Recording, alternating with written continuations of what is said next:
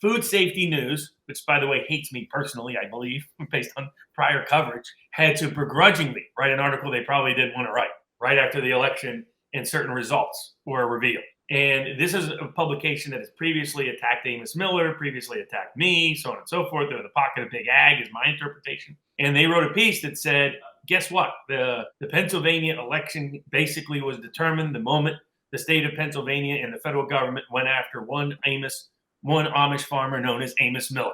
That the Amish turnout was the biggest in the history of Amish turnout in the history of this country. They poured out in places like Lancaster County and other places across the state. Credit also to Scott Pressler, who helped organize in those communities. But the motivating factor, the main motivating factor, as admitted by a publication that, remember, doesn't like me and doesn't like Amos Miller, was that Amos Miller's case had changed the tide in the Amish community. That the Amish community started to wake up and realize something's going on here. Why are they just trying to destroy our way of life? Why are they trying to wreck who and what we are? Why are they betraying the promise William Penn made to their ancestors to protect their independence and autonomy? Why is it good food made by good farmers is the only food they're trying to ban us from being able to consume, from being able to have for our nourishment? And it raised a lot beyond the Amish community. There were public health advocates. It's also revealed that Robert Kennedy supporters in Pennsylvania overwhelmingly Robert Kennedy prominently supported the Amos Miller case, prominently called it out as an abuse of government power to go after a conscientious Amish farmer who has, by the way, an impeccable food safety record. Not one customer of his food has ever complained. Quarter century, millions of food products, tens of thousands of Americans, all across the country. Zero customer complaints. And yet that's the one they're trying to shut down. Some of the best food known to man. I speak from personal experience of that food. The more I have that food, the healthier I am.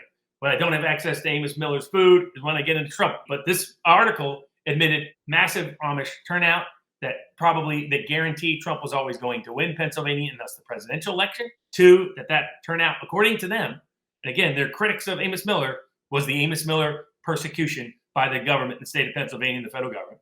And third, they very begrudgingly said, ever since Barnes got involved, the worm turned in Amos Miller's case in the court of public opinion and for the election. But that isn't thanks to me, because I'm not registered to vote in Pennsylvania. I'm one person. That's thanks to you, all the ordinary, everyday people who refuse to keep their mouths shut, who stood up for their own rights and stood up for the rights of others. Our board was founded by many people who are trying to find a way to preserve the jobs of themselves or their friends or their family without having to undergo experimental medical treatment under the new eugenics of the Fauci-inspired FDA. And that's why. So never underestimate your own impact, your own input. We've been discussing this for 5 years. That, the greatest trick the devil ever pulled is convincing people he doesn't exist. The greatest trick the system ever pulls is convincing you that you cannot resist. Many of you conscientiously did, and you did in many different ways, but included supporting Amos Miller when he was under attack. Going to Amos Miller Organic Farm and buying some of his great food products to keep him afloat no matter what. Going to the Give, Send, Go that helped raise funds for him. Supporting 1776 Lawson. But it was also spreading the news and information in every social media forum and every direct contact you had, so that members of Congress heard about it, members of the Senate heard about it, state representatives heard about it, political candidates heard about it, and people like Robert Kennedy were talking about it. People in Trump world, Donald Trump Jr. talking about it repeatedly. People like Tucker Carlson talking about it. That's because of you, ordinary, everyday people, making a difference that helped create the 2024 election results that is going to give us the best chance to restore the constitutional republic in the new year. Robert, I got to refresh my screen because I can't share the screen anymore. For some reason, I think it logged me out of Rumble. Let me do it. If it eats us out, I'll come right back. Give me 30 seconds. One area where the president could improve is his appointees in the agriculture department. A lot of his appointees are fantastic. The one area where Trump could be a little bit better is the Department of Agriculture. God bless Brooke Rollins. I don't know how being connected to a big oil funded think tank makes her qualified to be the Secretary of Agriculture. Another person that has been nominated is a former general counsel at the FDA, which has been complicit in trying to crush small farmers, strip us of our bodily autonomy and rights to determine our own food and food freedom that we put in our own bodies, crush small farmers. There have been some bad picks in the Department of Agriculture that need to be drastically and dramatically improved. So everywhere, a lot of votes, I would say 90% of Trump's picks, I think, are fantastic, drastic improvement. But let's not have lobbyists like Brooke Rollins running the Department of Agriculture. We had the retarded boss hog last time, the Secretary of Purdue from Georgia. I mean, literally looks like boss hog and basically is retarded.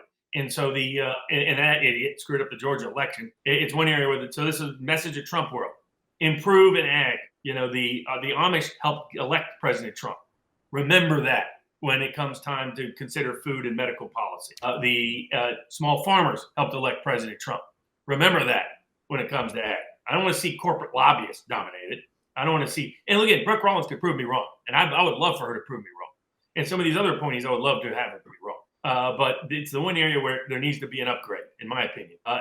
Unless, again, I'm wrong about these people and they can prove it. And there's real easy ways they can prove it. As soon as they're in power, if they go through the nomination process and Trump sticks with them, they can end the federal case against Amos Miller, which is still pending in the Federal District Court in the Eastern District of Pennsylvania. And say it's nonsense. He has a right to distribute his food. Number two, remove the lawless order by the FDA. It was a lawless order that usurped congressional power, usurped state regulatory rights, that said that you cannot sell raw milk across state borders. They've agreed not to enforce it for years, practically speaking, because they were sued for its unconstitutionality. But there's no reason for it to even exist on the books.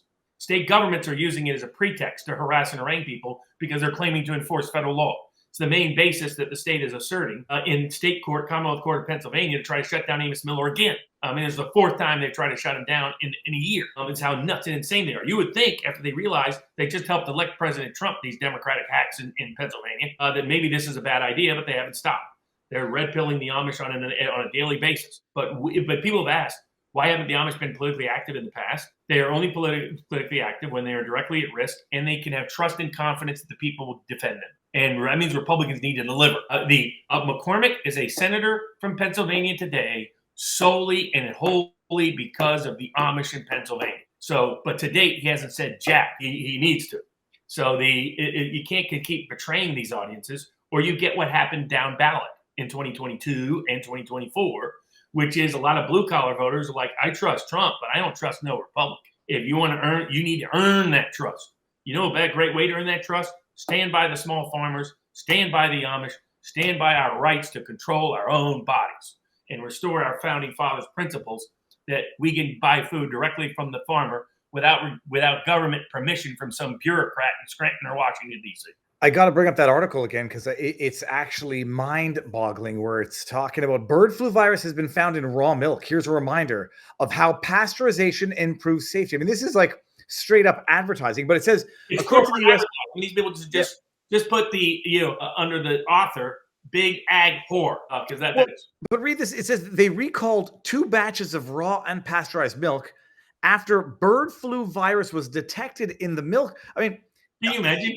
So they found one example of bird flu at one farm at one place concerning raw milk. By the way, you can find there's plenty of examples. Pasteurized milk has caused more illness, injury, and death than raw milk. You can look at the data.